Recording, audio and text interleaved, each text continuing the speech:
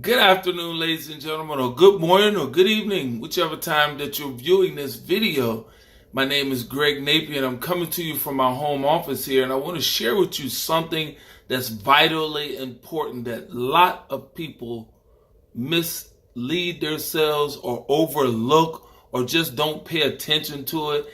And before I became really fully aware of the importance of this, I was doing the same thing that most Americans do. I did not have a bona fide an emergency fund. I was always used to using credit cards or going into my savings account, and that was actually going backwards because if I dipped into the savings account, I had to put some more money back into the savings. Henceforth, I was cheating myself on the savings. If I used a credit card, then I was just adding and increasing to my debt. Once I found out from a couple of friends of mine that it's vitally important that you have a separate account that's strictly for an emergency. And emergencies will happen. And I was reading some information that just blew me away that the average American doesn't even have at least a minimum of $400 to $500 that they can put their hands on for an emergency in the event that an emergency takes place.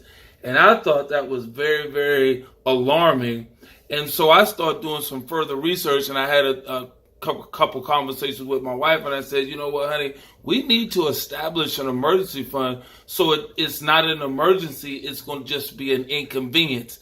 And I'll give you an example. I needed to put some tires on my car. Okay, so that was an emergency. Some things that took place that I needed to take care of, so we went into the emergency fund, and we constantly keep adding money to the emergency fund so we can have at least a minimum of $1,000, and we're working up to where we can get at least $3,000 in what's called the mini emergency fund. So when someone tells you that they don't understand what an emergency fund is, just take some time out and explain it to them like they explained it to me.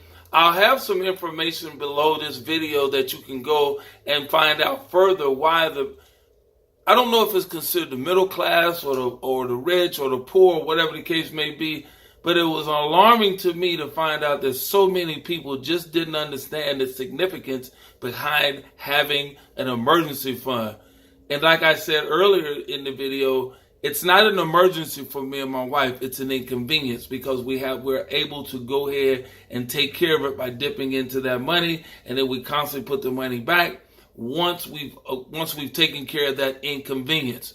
So I would love to share with you some additional information. You can find some contact information for me below this video. I look forward to chatting with you. Again, have a phenomenal and awesome day, evening, or morning, or whatever time it is when you're viewing this. But just know, it's not an emergency if you have the money. It's an inconvenience. But if you don't have the money, or you just don't even understand the significance behind an emergency fund, you'll be cheating yourself. So it's not a scam if you don't have it. The scam would be on you if you don't prepare yourself. Because the best laid plans are mice and men. They go astray because people just do not plan. They fail to plan, and then when the emergency comes, it's a true emergency. In our case, it's an inconvenience. So I love you guys, and I really, really feel that you need to get this information so you can have inconveniences and not emergencies.